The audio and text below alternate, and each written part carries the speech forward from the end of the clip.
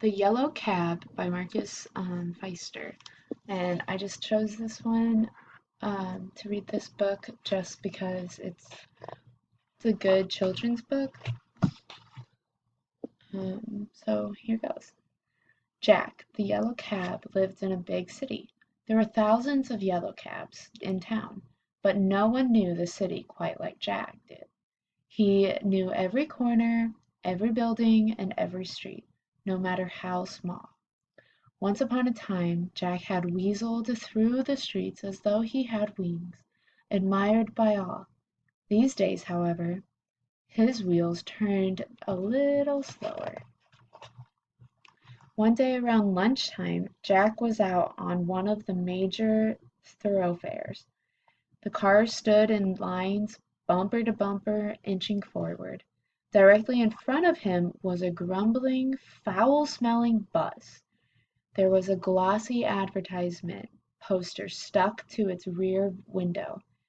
"Come to Brazil," Jack read. The light was brightly colored flowers and birds in a lush rainforest. "That looks like paradise," thought Jack with a dreamy sigh. Jack could not take his eyes off the poster. All of a sudden it was as if he had wings again. He felt as if he had all those years ago, when everyone had looked at him in awe. Turning at the next intersection, Jack took the long bridge out to town. But what was this? With no warning, the bridge suddenly gave way to a precipice. Had he missed the barrier or a detour? There was no time to brake. Jack plummeted downward until, that is, the yellow cab opened his doors like wings and gently sailed along, onward and ever onward, over a vast expanse of forest. This surely was the rainforest. 3 red parrots became his flying companions. They gazed in amazement at the yellow flying object. Approaching a forest glade, they landed together. There were ferns, plants, and flowers everywhere, a blaze of shimmering color. Overhead, a troop of howler monkeys was swinging its way through the treetops. Several monkeys dangled down from the branches. They wanted to see the curious yellow thing at close range. 2 of them even opened the doors and somersaulted through the taxi.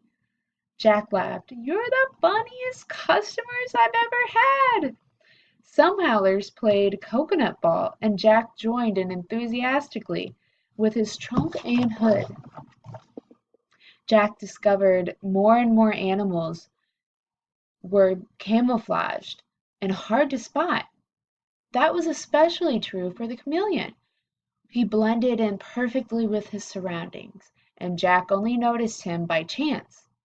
As he approached, the creature changed color, all gleaming yellow like a miniature taxi.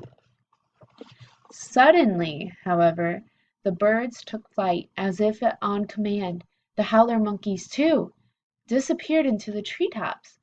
Jack could hear a deep rumbling, a noise that grew louder and louder. A gigantic yellow excavator burst into view through the undergrowth, with 2 other construction vehicles in tow. Jack was furious. Those 3 had frightened off all the animals. His curiosity was roused, and he followed behind. They were sort of distant relatives after all. What on earth were they doing here in the rainforest?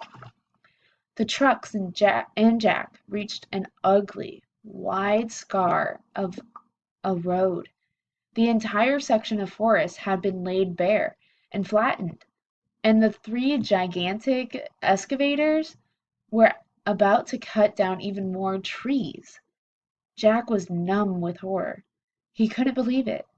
His own relatives were destroying this paradise? Without stopping to think, he placed himself in their path. "Are you crazy?" Jack yelled. "What are you doing?" The machines turned off their engines reluctantly. "What does it look like?" one of the excavators snarled. "We're cutting down trees. This will be a road, and we're clearing the way for a massive field of soybeans." "A soybean field?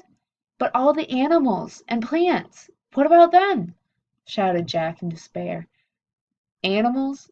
I haven't seen a single one, ever," growled the excavator in his gravelly voice. One by one the animals appeared in the clearing. A few cheeky monkeys leaped up into the machines. "Hey, that tickles!" snorted the scoop-nosed digger. Lifting and lowering the monkeys in his shovel, they screeched with delight. Then Jack had an idea. "Listen up, you yellow giants," he said. "The place I'm from needs lots of construction. There are streets, schools, and great big playgrounds to be built. Wouldn't that be smarter than tearing up this forest, which is quite unique?" The excavators liked the sound of that. They did not care for the rainforest's humid climate anyways. Their yellow paint was beginning to flake, and so they followed the little yellow cab back to the city. As if like by magic, more and more construction machines joined the strange procession, and out of the forest they went, each and every one. The convoy drew to a halt by a traffic light. A regular symphony of hooting horns came back from behind. Jack was jolted out of his dream, but the beeping and honking continued. He must have dozed off at the traffic light. A long line had formed behind him. The bus in front had long since gone. Jack started his engine and chugged off. What an incredible dream that had been! Passing by a huge construction site, he couldn't believe his eyes. There, hard at work, were the very construction machines that he had guided out of the rainforest in his dream. All three of them. And when the large excavator gave a jaunty wave with his shovel, Jack nearly knocked over a no-entry barricade. Jack drove on happily. He checked his back mirror once more and gasped in amazement. There, on the back seat, lay a coconut from the monkeys.